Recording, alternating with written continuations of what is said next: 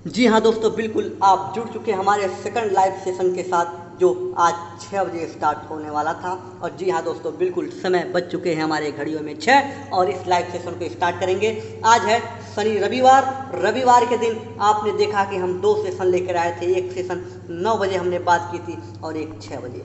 और 9 बजे वाले सेशन को आपने ज्वाइन किया, भरपूर साथ दिया, तो क्यों ना 6 बजे वाले भी ज्वाइन करें। बिल्कुल 6 बजे वाले सेशन को ज्वाइन करें। जल्दी जल्दी दोस्तों आ जाइए, लाइव आ जाइए।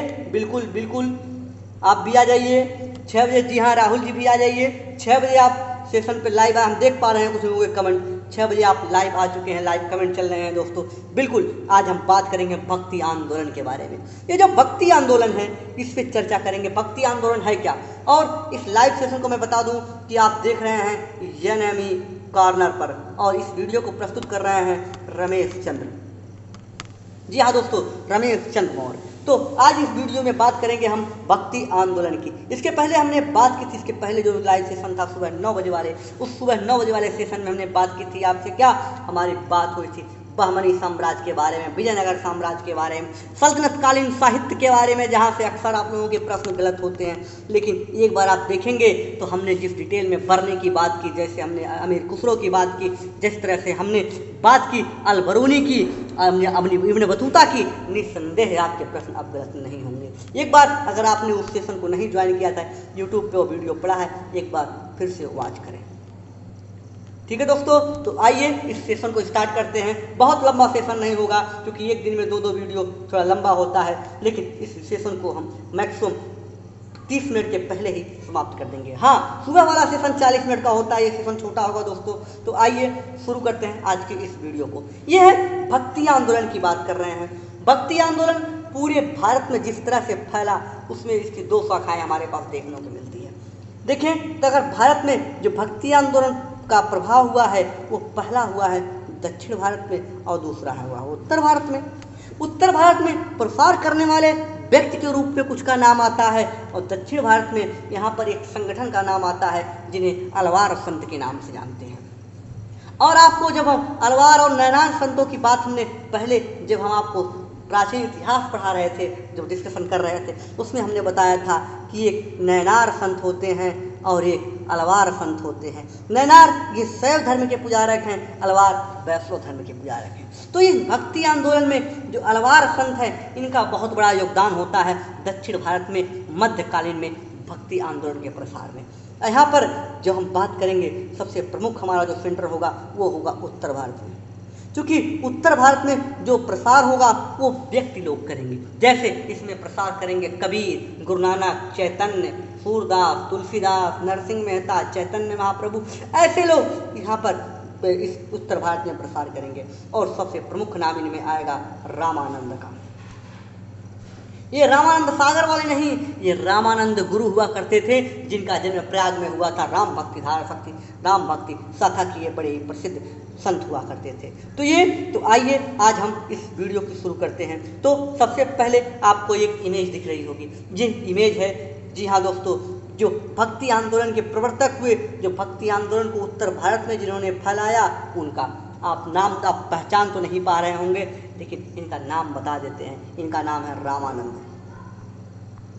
रामानंद, इनके जन्म के बारे में अगर हम बताएं दोस्तों, तो इनका जो जन्म हुआ था कहाँ पर? ये हुआ है प्रयाग में। प्रयाग जिसे आप सामान्यतः इलाहाबाद के नाम से जानते हैं, जो आज सिविल प्रिपरेशन, ये सिविल की तैयारी का गढ़ है, लेकिन इससे भी बड़ा गढ़ दिल्ली है। दिल्ली के बाद दूसरा गढ़ है उत्तर प्रदेश का सबसे बड़ा, लेकिन इसका नाम अभी हाल ही में बदलकर प्रयागराज कर दिया गया है। ठीक है दोस्तों, तो ये इनका जन्म कहाँ हुआ था? रामानंद का इनका जन्म हुआ था इलाहाबाद में। इलाहाबाद में जन्म हुआ था, और जन्म होने के बाद आप देखेंगे जो कि शाखा से जुड़े थे प्रसार में, वो थी राम भक्ति शाखा। राम भक्ति शाखा का इन्होंने खूब जमकर प्रचार किया अपने पूरे उत्तर भारत में। और इनके बाद जो प्रमुख स्थान आता है वो आता है इनके शिष्यों का। जब तक ये थे तब तक इन्होंने जमकर इन क्षेत्रों में पूरा प्रचार किया। इनके शिष्यों में अगर देखेंगे तो कुछ नाम आपको महत्वपूर्ण मिलेंगे। जैसे आप यहाँ पर देख सकते हैं कबीरदास। कबीरदास के बाद आप कुछ और उत्तर भारत में जिन्होंने भक्ति आंदोलन को जड़ जड़ तक पहुँचाया, जिन्होंने भक्ति आंदोलन को जीवंत करने का प्रयास किया, उनका नाम है तुलसीदास। तुलसीदास के बाद आप गुरु नानक को देख सकते हैं, आप देख सकते हैं चैतन्य महाप्रभु को, आप देख सकते हैं सूरदास को। तो ये थे भक्ति आंदोलन के। तो ये कि हम पहले आपसे बात करेंगे, सबसे पहले हम बात करेंगे यहाँ पे कबीरदास की। कबीरदास, जी हाँ दोस्तों, कबीरदास के बारे में अगर कबीर के बाद की बात करें तो इन्होंने जिस भक्ति शाखा से जुड़े रहे उसका नाम था निर्गुण भक्ति शाखा। निर्गुण भक्ति शाखा, निर्गुण भक्ति शाखा का अर्थ है ऐसी शाखा जो ईश्वर की सत्ता में, निर्गुण सत्ता में विश्वास करती है। कैसी सत्ता? ऐसी सत्ता जो यह नहीं मानती है कि ईश्वर सगुण होता है। जी हाँ दोस्तों, आपको एक चीज बता दें, ईश्वर को मानने के वाले शाखा दो भागों में बटी हुई है पूरे भारत में। कौन सा? एक बटी हुई है सगुण में। सगुण का मतलब होता है जो ईश्वर को एक रूप में देखना चाहते हैं, एक मूर्ति में देखना चाहते हैं, एक फोटो में, एक आकृति में, वह ईश्वर की सगुण शाखा है। लेकिन दूसरी जो भक्ति की शाखा है वह है निर्गुण, जो ये मानती है कि ईश्वर का कोई आकार नहीं होता, ईश्वर का कोई रूप नहीं होता, यह निराकार है। इसे कहते हैं निर्गुण। यानी ईश्वर में गुणों को आप आरोपित नहीं कर सकते, गुणों को आप डाल नहीं सकते, ये निर्गुण भक्ति शाखा है। तो कबीरदास निर्गुण भक्ति शाखा के एक प्रमुख फॉलोवर थे, एक प्रमुख प्रवर्तक थे। और उन्होंने, आपने देखा होगा कि इनकी जो रचनाएं थी हिंदू और मुस्लिम को लेकर बहुत ही जोरदार इन्होंने अपनी रचनाओं को आगे बढ़ाया है। और इतना ही नहीं, इन्होंने जब इन दोनों रचनाओं को लेकर बहुत ही आगे बढ़ाया है तो ये इन हिंदू मुस्लिम एकता के बहुत ही बड़े प्रवर्तक हुए। और साथ ही साथ अगर इनके जन्म की बात कर लें, इनके जन्म की बात करें तो इनका जन्म हुआ था बनारस में।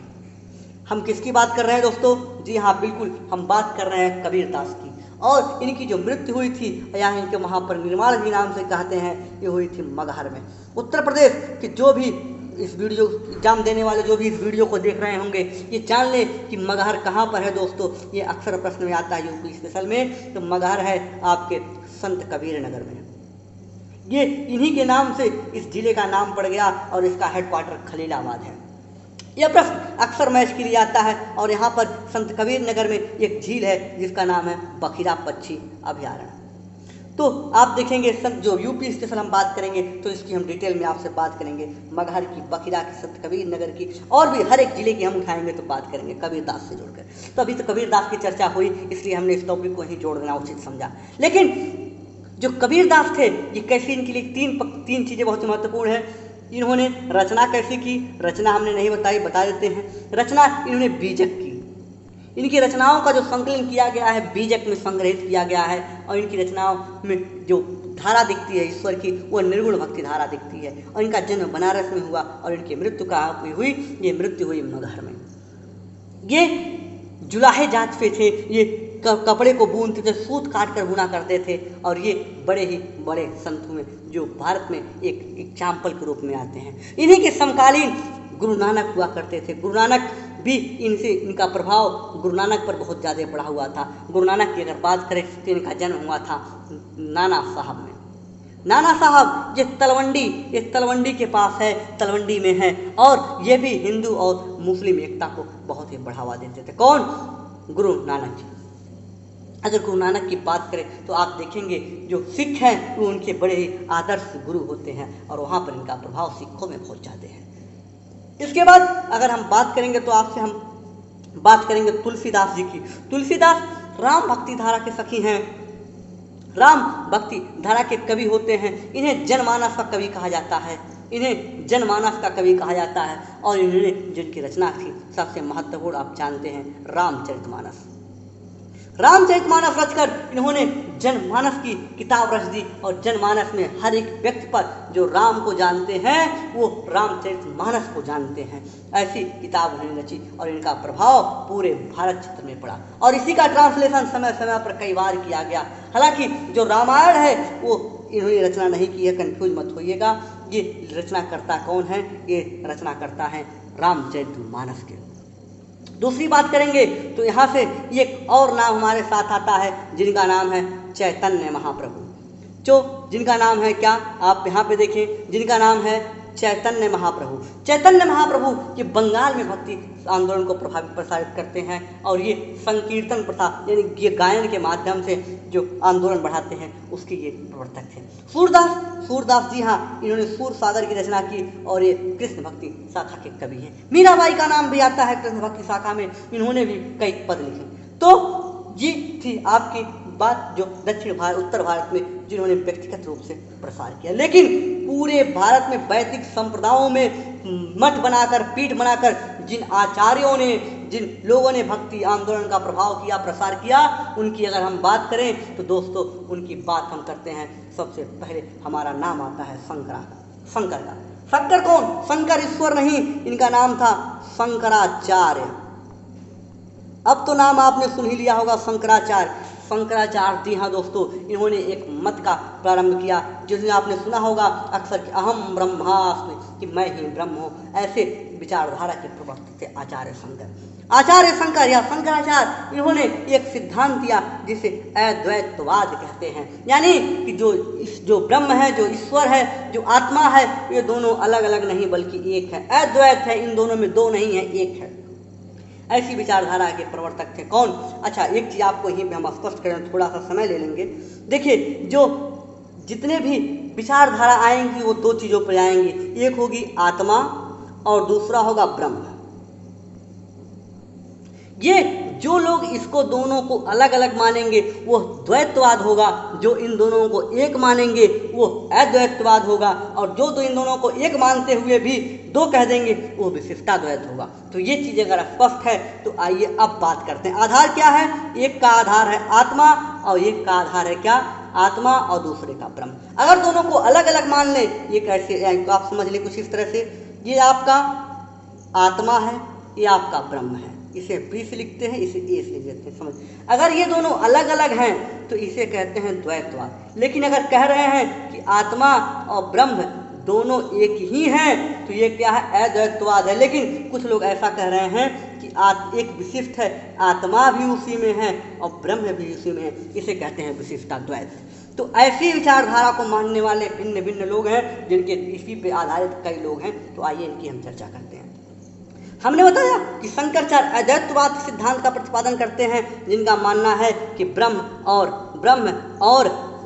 आत्मा एक ही होता है। लेकिन वहीं पर रामानुजाचार्य आते हैं जो ये मानते हैं कि ब्रह्म और ईश्वर एक है, लेकिन उनकी प्रकृति दोनों अलग अलग है। यानी ये बताते हैं विशिष्टाद्वैत की, ये बताते हैं क्या? ये कहते हैं विशिष्ट प्रकार का द्वैत है। अद्वैत तो है लेकिन इनका प्रकार अलग अलग है। फिर एक आते हैं मध्य कहते हैं कि ये दोनों अलग अलग हैं, इनमें कोई समानता नहीं है, इसलिए इन दोनों को कहते हैं द्वैतवाद। मध्वाचार्य जो आते हैं ये प्रवर्तक हैं द्वैतवाद के, और जो रामानुजाचार्य आते हैं ये विशिष्टाद्वैत के, और जो शंकर हैं ये किसके हैं? ये हैं अद्वैतवाद के। तीन प्रमुख प्रवर्तकों का नाम आपको जबान पे होना चाहिए। कौन कौन है? शंकराचार्य अद्वैतवाद, मध्वाचार्य द्वैतवाद, रामानुजाचार्य विशिष्टाद्वैत। इसके बाद अगर आप देखेंगे तो वल्लभाचार्य आते हैं। वल्लभाचार्य ने कहा, एक सिद्धांत उन्होंने इन तीनों से समझकर एक अलग दिया। इन्होंने कहा, इनका मानना था कि जो इनमें संबंध होता है वो होता है शुद्धाद्वैत, यानी ये शुद्ध अद्वैत, इसके सिवा कुछ नहीं है। ये झुक गए किस तरफ? शंकर की तरफ, शंकर के दर्शन को उठाकर उनकी तरफ झुके। इन्होंने सिद्धांत दिया कि शुद्धाद्वैत है। और उसके बाद भास्कराचार्य आते हैं, इसमें दिया नहीं नाम। भास्कराचार्य कहते हैं कि इन दोनों में जो ब्रह्म है और जो आत्मा है और जो ब्रह्म है, इसमें भेद है, और भेद भी है और नहीं भी है। इसलिए उन्होंने सिद्धांत दिया क्या? सिद्धांत दिया भेदाभेद। जी हाँ दोस्तों, बिल्कुल सही सुना, भेदाभेद का सिद्धांत दिया। और इसी के समय कई और प्रमुख लोग आते हैं जिनका नाम आपको बता दें। इसमें आते हैं आपके निम्बार्काचार्य, जो आपको यहाँ पे दिख रहे हैं। निम्बार्काचार्य ने सिद्धांत दिया द्वैतवाद का, द्वैताद्वैत का। इन्होंने दिया कौन सा? द्वैताद्वैत। इन्होंने बताया कि द्वैत भी है अद्वैत भी है। जैसे वल्लभ ने बात की शुद्ध द्वैत है। आप देखिए एक बार फिर से कंफर्म करते हैं। शंकराचार्य अद्वैतवाद, मध्वाचार्य द्वैतवाद, रामानुजाचार्य विशिष्टाद्वैत। जब ये झगड़ा चल रहा था कि ये, जैसे मान लीजिए ये है, कुछ लोग कह रहे हैं कि ये दोनों एक हैं, ऐसे हैं शंकर। कुछ लोग कह रहे हैं ये दोनों अलग हैं, ये है मध्वाचार्य। और कुछ नहीं कहने ये दो एक तो हैं लेकिन अलग अलग हैं, ये है रामानुजाचार्य। लेकिन यहीं पे निम्बार्काचार्य कहते हैं, निम्बार्काचार्य कहते हैं द्वैताद्वैत, कहते हैं दोनों दो हैं लेकिन एक भी हैं, ये रामानुजाचार्य के उल्टा हो जाते हैं और ऐसा कहने वाले हैं निम्बार्काचार्य। ये प्रवर्तक हैं किसके? द्वैताद्वैत के। विशिष्टाद्वैत रामानुजाचार्य, एक बार फिर से याद कर लीजिए, शंकराचार्य अद्वैतवाद, मध्वाचार्य द्वैतवाद, रामानुजाचार्य आपके विशिष्टाद्वैत और निम्बार्काचार्य हैं द्वैतावाद के, या निम्बार्काचार्य हैं द्वैताद्वैत के। इसके बाद आते हैं वल्लभाचार्य हैं शुद्धाद्वैत के, हमने बताया। उसके बाद आपके आते हैं भास्कराचार्य, हमने बताया भेदाभेद, और फिर आते हैं श्रीकंठ। एक महत्वपूर्ण और आते हैं जिनका नाम है श्रीकंठ। श्रीकंठ प्रवर्तक हैं किसके? ये कहते हैं शैव विशिष्ट द्वैत, इनकी शाखा शिव से जुड़ी हुई है, और ये कहते हैं विशिष्टाद्वैत है लेकिन शैव का विशिष्टाद्वैत है। उसके बाद श्रीपति आते हैं, ये कहते हैं वीर शैव विशिष्टाद्वैत, और एक महत्वपूर्ण आते हैं जिनका नाम है अभिभागद्वैत, और वो प्रवर्तक हैं विज्ञान भिक्षु, इनका नाम है। तो ये थी इनकी डिटेल। तो आइए इनकी हम एक बार पीपीटी देखते हैं जितनी हमारी अब तक चर्चा हुई। देखिए, हमने बात की भक्ति सूफी, भक्ति और सूफी आंदोलन में हमने सबसे पहले भक्ति आंदोलन को उठाया और हमने बताया दक्षिण भारत में इनका विस्तार अलवार संतों ने किया, उत्तर भारत में व्यक्तिगत रूप से रामानंद को इसका श्रेय दिया जाता है। उसकी इनका जन्म प्रयाग में हुआ था, राम भक्ति शाखा के कवि थे। कबीरदास को हमने बताया कि इनकी रचनाएं बीजक में है, जन्म बनारस में, मृत्यु मगहर में हुई है। और गुरु नानक को बताया कि इनका जन्म हुआ है नानतलवंडी में, और हिंदू मुस्लिम एकता के बड़े ही प्रवर्तक थे। चैतन्य महाप्रभु को बताया कि बंगाल में भक्ति आंदोलन को बड़ा ही प्रभावित करते हैं, और सूरदास को बताया कृष्ण भक्ति शाखा सूरदास सूरसागर में लिखते हैं। तुलसीदास को बताया राम भक्ति शाखा रामचरितमानस जन जन का रामायण लिखते हैं, जन कवि के नाम से जाना जाता है। नरसिंह मेहता गुजरात के हैं और इन्हें राधा कृष्ण भक्ति शाखा के नाम से जाना जाता है। इसके बाद जो हमारे पास है ये महत्वपूर्ण जिनकी हम चर्चा की, जहाँ से क्वेश्चन आपको सर्वाधिक मिलते हैं, ये सेशन हुआ है। इस सेशन में हम बात किए थे आपसे अद्वैतवाद की, शंकराचार्य हैं, विशिष्टाद्वैत के रामानुजाचार्य हैं, द्वैताद्वैत की निम्बार्काचार्य हैं, द्वैतवाद का मध्वाचार्य हैं, शुद्धाद्वैत के वल्लभाचार्य हैं, भेदाभेद के भास्कराचार्य हैं, और शैव विशिष्टाद्वैत के श्रीकंठ हैं, वीर शैव विशिष्टाद्वैत के श्रीपति हैं, और अभिभाग द्वैत के विज्ञान भिक्षु हैं। ये आपको इसका स्क्रीनशॉट लेकर आप इसे पूरी तरह से ऐसे ही उसी मनोभाव से रट डालिए जैसे आप सुबह सुबह उठकर भगवान का भजन करते हैं, उसी तरह से आप इसे पूरी तरह से रट डालिए।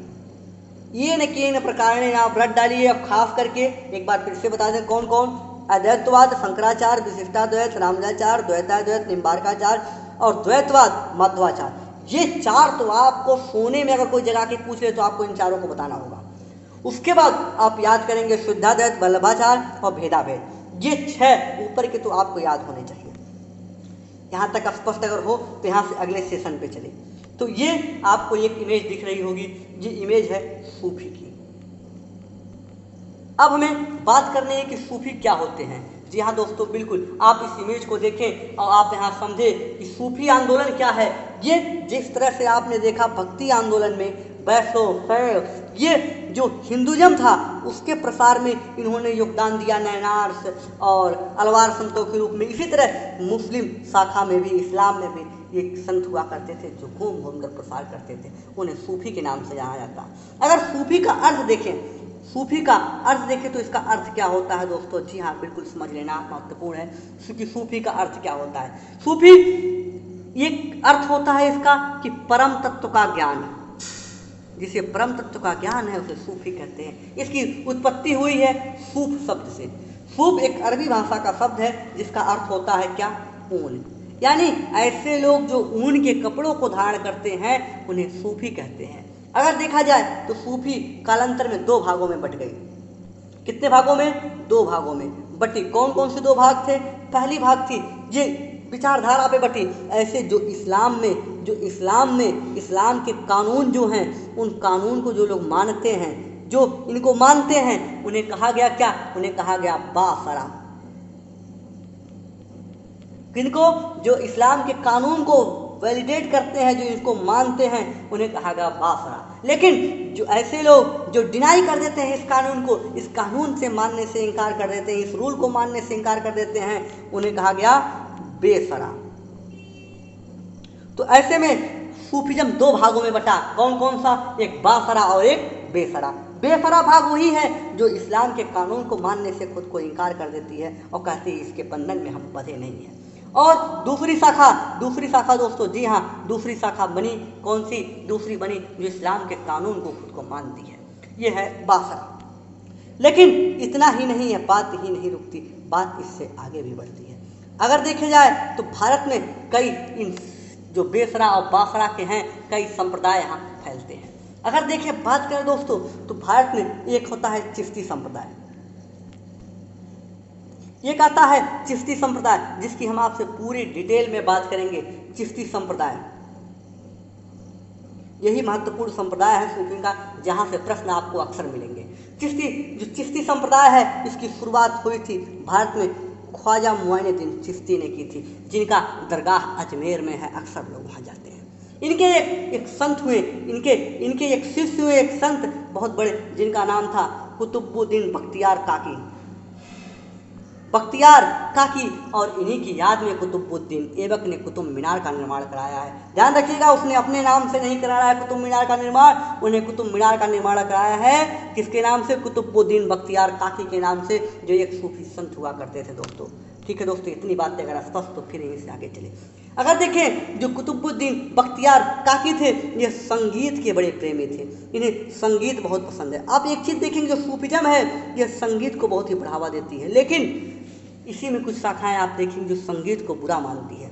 ऐसी शाखा की अगर हम बात करें तो है नक्शबंदी शाखा। नक्शबंदी संगीत को बड़ा ही बुरा मानती है, संगीत को मनाने से मना कर देती है। यही कारण है कि औरंगजेब नक्शबंदी को फॉलो करता है और पूरे राज दरबार में संगीत पर प्रतिबंध लगा देता है अपने शासनकाल में आते आते। और जो चिश्ती संप्रदाय है ये संगीत को बढ़ावा देती है, संगीत के माध्यम से, यानी ये कव्वाली कहेंगी, क्या ये कव्वाली को बढ़ावा देंगी और कव्वाली के माध्यम से लोगों से जुड़ने का प्रयास करेंगी। तो संगीत को बड़े ही लगाव होता था किसका, कुतुबुद्दीन बख्तियार काकी का। और एक दिन संगीत सुनते सुनते ही इनकी मृत्यु हो जाती है। लोग कहते हैं कि ये संगीत की पैदाइश थी और संगीत में ही विलुप्त हो गए थे। इसके बाद इनका एक शिष्य होता है जिनका नाम था बाबा फरीद। बाबा फरीद ये शिष्य थे किसके, इस शिष्य थे बख्तियार काकी के। बख्तियार काकी किसके शिष्य थे, ये तो ख्वाजा मुइनुद्दीन चिश्ती के। बिल्कुल, ये तीनों का क्रम चल रहा है, पहले ख्वाजा मुइनुद्दीन चिश्ती, उसके बाद उनके शिष्य बख्तियार काकी और फिर उनके शिष्य हुए बाबा फरीद। बाबा फरीद जो शिष्य थे उनके, इन्होंने इनके जो लिखे गए इनके जो उपदेश है, इनके उपदेश को सिखों ने अपने यहाँ लिखा है, अपने यहाँ आदि ग्रंथ में इनका उल्लेख भी किया है। इसके बाद इनके शिष्य होते हैं शेख निजामुद्दीन औलिया, बहुत ही महत्वपूर्ण है, जिन्होंने कहा था दिल्ली अभी दूर है दोस्त। किसके बारे में कहा था, गयासुद्दीन तुगलक के बारे में। क्या कहा, दिल्ली अभी दूर है। और वही निजामुद्दीन औलिया हैं जिन्होंने 7 सुल्तानों के शासनकाल को देखा है। अमीर खुसरो ने भी 7 सुल्तानों के शासनकाल को देखा था। 2 प्रश्न कंफ्यूजन मत होइएगा, अमीर खुसरो और कौन, शेख निजामुद्दीन औलिया 7 सुल्तानों के शासनकाल को देखते हैं और उन्हें, लेकिन सुल्तानों से संरक्षण नहीं लेते हैं, किसी भी सुल्तान के शासनकाल में संरक्षण प्राप्त नहीं करते, बल्कि स्वतंत्र रूप से रहते हैं। कई बार आप देखेंगे जो विवाद हुआ था गयासुद्दीन तुगलक का, इसी मुद्दे पर हुआ था कि गयासुद्दीन तुगलक चाहता था कि आप हमारे संरक्षण में आइए, हमारे शासनकाल में आइए, लेकिन निजामुद्दीन औलिया चाहते थे कि हम राजाओं का संरक्षण ना लें। इसी बात को लेकर दोनों में विवाद था और इसीलिए उन्होंने कहा था कि दिल्ली अभी दूरस्थ, कि दिल्ली अभी दूर है, निजामुद्दीन शेख और गयासुद्दीन तुगलक। उसके बाद निजामुद्दीन औलिया के बाद जो अगले उनके शिष्य होते हैं उनका नाम था शेख नसरुद्दीन। शेख नसरुद्दीन की बात करें तो इन्हें चिरागे दिल्ली के नाम से जाना जाता है, जो आपको यहाँ पे जानना महत्वपूर्ण था। क्या कहते हैं, चिरागे दिल्ली। शेख नसरुद्दीन को प्रश्न आया है कई बार, इन्हें आप ध्यान रखिए, पीसीएस ने 2 बार पूछा है इस प्रश्न में, एक बार मेंस में, एक बार प्री में। किसे, चिरागे दिल्ली किसे कहते हैं दोस्तों, चिरागे दिल्ली कहते हैं शेख नसरुद्दीन को। दूसरी चीज़ यहाँ से अगर देखें तो एक सिख सुल्तान, एक और संत हुए, एक और सूफी संत हुए जिनका नाम था सलीम चिश्ती। सलीम चिश्ती, सलीम चिश्ती एक महत्वपूर्ण शासक, एक महत्वपूर्ण संत हुए। ये किसके समकालीन थे? ये अकबर के समकालीन थे, बहुत ही महत्वपूर्ण है। अकबर ने इनसे बड़े ही अच्छे संबंध हुआ करते थे और इन्हीं के आशीर्वाद से इनको, अकबर को एक पुत्र हुआ जिसका नाम उन्होंने सलीम रखा था। और सलीम इन्हीं के आशीर्वाद से पैदा हुआ और इन्हीं के नाम पे इनका नाम सलीम रखा था। अगर देखा जाए तो एक महत्वपूर्ण और चीज़ जो आपको जानना यहाँ होगा, ये था चिश्ती संप्रदाय। चिश्ती संप्रदाय में हमने आपको बताया कि ये इसकी शुरुआत ख्वाजा मोइनुद्दीन चिश्ती करते हैं, लेकिन इसके बाद भी अगर कई संप्रदाय हैं जिनके प्रवर्तक हैं, जैसे भारत में एक है कादरी संप्रदाय। कादरी संप्रदाय में आपको डिटेल में एक थीम नहीं जाननी है, बशर्ते केवल इतना जानना है आपको वहाँ पे कि उसके प्रवर्तक कौन है, सुहरावर्दी उनके प्रवर्तक कौन है। जो कि महत्वपूर्ण चीज़ें होंगी पीपीटी के साथ आपको हम डिस्कस कर देंगे। तो आइए चलते हैं पीपीटी पर।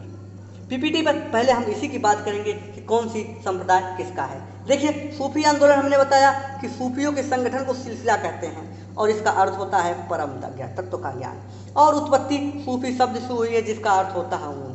और इस्लाम के कानून में जो मानते हैं उन्हें बासरा कहते हैं, जो नहीं मानते उन्हें बेसरा कहते हैं। ऐसी जो दो भाग बटे हुए हैं सूफीज्म के, ये दोनों पार्ट हैं। इसके बाद हमारी आपसे बात होगी सिलसिले के बारे में। कुछ सिलसिला महत्वपूर्ण है, उनके भारत में संस्थापक कौन है। भारत के बाहर संस्थापक अलग हैं, ध्यान रखिएगा। जैसे चिश्ती संप्रदाय के भारत में संस्थापक है ख्वाजा मोइनुद्दीन चिश्ती। इनका मकबरा कहाँ है? इनका मकबरा अजमेर में है। दूसरा संप्रदाय जो सिलसिला हुआ वो था कादरी सिलसिला के संस्थापक भारत में थे शाह नियामतुल्लाह। और जो तीसरा संप्रदाय था जो महत्वपूर्ण था उसका नाम था सुहरावर्दी। और सुहरावर्दी संप्रदाय के भारत में संस्थापक हुए शेख बहाउद्दीन जकारिया। नाम याद रखिएगा, मैचिंग प्रश्न आ सकते हैं। उसके बाद एक महत्वपूर्ण संप्रदाय आता है नक्शबंदी, जिसको आपको जानना होगा। नक्शबंदी संप्रदाय की अगर हम बात करें तो ये इसके जो संप्रदाय के जो प्रवर्तक थे या संस्थापक थे भारत में बकी बिल्लाह थे। ये संप्रदाय की महत्वपूर्ण विशेषता है, एक कट्टर संप्रदाय हुआ करता था। ये कट्टर संप्रदाय यह संगीत का विरोधी था, ये धर्म परिवर्तन को मान्यता देता था कि अगर आप जबरदस्ती किसी से धर्म परिवर्तन करवा रहे हैं, धर्म का परिवर्तन करवा रहे हैं तो ये उचित है, ये अच्छा है, आप पुण्य का काम कर रहे हैं। और इसी धर्म को मानने वाला फॉलोवर औरंगजेब था, इसीलिए वो कट्टर एक मुसलमान हुआ है और जिसने बहुत बड़ी मात्रा में हिंदुओं को मुस्लिम धर्म में परिवर्तन कराया है। क्यों? क्योंकि वो नक्शबंदी को मानता था और नक्शबंदी इसके लिए वो कहती है ये इट इज वैलिड, ये सही है। उसके बाद एक महत्वपूर्ण जो आता है, जो एक महत्वपूर्ण संप्रदाय या सिलसिला आता है सत्तारी की बात करें तो शेख अब्दुल्ला सत्तारी इसके प्रवर्तक थे। ये भारत में ही पनपा हुआ था। इसके बाद कंदरिया आता है। कंदरिया के जो प्रवर्तक थे भारत में सैयद नईमुद्दीन कलंदर हुआ करते थे। तो ये थी चीज़ें आपकी एक डिटेल। उसके बाद हम आपको बात करेंगे, हमने बात की थी चिश्ती संप्रदाय के डिटेल के बारे में। अन्य संप्रदाय जितने हैं उनके केवल आपको संस्थापक के बारे में जानना है, लेकिन जो चिश्ती संप्रदाय है ये इससे ज़्यादा आपको यहाँ पे जानकारी होनी चाहिए क्योंकि भारत में सबसे बड़ा सिलसिला ही था। तो आइए, चिश्ती संप्रदाय की हमने बात की थी कि ये भारत में शुरू हुआ, ख्वाजा मोइनुद्दीन चिश्ती ने इसके प्रारंभ किया। एक संत हुए जो कुतुबुद्दीन बख्तियार काकी थे, जो मोइनुद्दीन चिश्ती के शिष्य थे। इन्होंने संगीत के बड़े प्रेमी थे, संगीत सुनते सुनते इनकी मृत्यु होती है। और बख्तियार काकी के शिष्य बाबा फरीद हुए। फरीद ने अपने शिष्यों जो इनके ज्ञान थे उनको आदि ग्रंथ में भी इनका उल्लेख मिलता है। उसके बाद इनके शिष्य हुए बाबा फरीद के प्रमुख शिष्य हुए कौन? उनका शिष्य का नाम था उनके निजामुद्दीन औलिया। 7 सुल्तानों के शासनकाल को देखते हैं पर संरक्षण किसी का नहीं लेते और इन्हीं के संरक्षण को लेकर विवाद हो जाता है गयासुद्दीन तुगलक के लेकर, और इनके दोनों के मतभेद काफ़ी चरम पर पहुँच जाते हैं। और इसीलिए शेख निजामुद्दीन औलिया ने कहा था कि दिल्ली अभी दूर है। किसके लिए? एक बार फिर बता देते हैं, गयासुद्दीन तुगलक के लिए। उसके बाद आता है शेख नसरुद्दीन, ये चिरागे दिल्ली के नाम से जानते हैं। दिल्ली के चिराग के रूप में इन्हें मान्यता दी जाती है कि चिरागे दिल्ली कहा जाता है। और उसके बाद शेख सलीम चिश्ती की अगर बात करें तो ये अकबर के समकालीन थे और इन्हीं के आशीर्वाद से सलीम अकबर का एक पुत्र पैदा हुआ था। अगर बात करें एक चीज़ और, बाबा फरीद जो कुतुबुद्दीन बख्तियार काकी के शिष्य हुआ करते थे, इनसे विवाह किया था बलबन ने अपनी पुत्री हुजैरा का। हुसैरा उसकी पुत्री हुआ करती थी, जिसका विवाह बाबा फरीद से किया था। बाबा फरीद कौन थे? बख्तियार काकी के एक शिष्य हुआ करते थे जो चिश्ती संप्रदाय से संबंधित थे। और कुतुबुद्दीन बख्तियार काकी के बारे में हमने बताया कि जो कुतुब मीनार का निर्माण कराया गया है कुतुबुद्दीन ऐबक ने इन्हीं की याद में कराया है, इन्हीं की समर्पित, इन्हीं को समर्पित किया है, वो अपने ऊपर नहीं लिया है। ठीक है दोस्तों, तो आज के वीडियो में यहीं पर रुकेंगे, मिलेंगे आपसे हम अगले वीडियो में। अगर आपने अभी तक हमारे यूट्यूब चैनल ENME कॉर्नर को सब्सक्राइब नहीं किया है तो प्लीज़ इस यूट्यूब चैनल को सब्सक्राइब कीजिए और अधिक से अधिक लोगों तक फैलाइए। ठीक है दोस्तों, तो रुकेंगे, हमारे टाइम कोर्स का पूरा हो चुका है, हो चुके हैं पूरे 30 मिनट और बज चुके हैं 6:30 हमारी घड़ियों में। तो रुकेंगे आज हम यहीं पर, मिलेंगे आपसे अगले वीडियो में। लेकिन कल फिर हम लाइव सेशन लेकर आएंगे, कितने बजे? सुबह बिल्कुल 9 बजे। तैयार रहिएगा, बिल्कुल ज्वाइन कीजिएगा। ठीक है दोस्तों, रुकेंगे, हमें आज्ञा दीजिए। शुक्रिया, जय हिंद, जय भारत।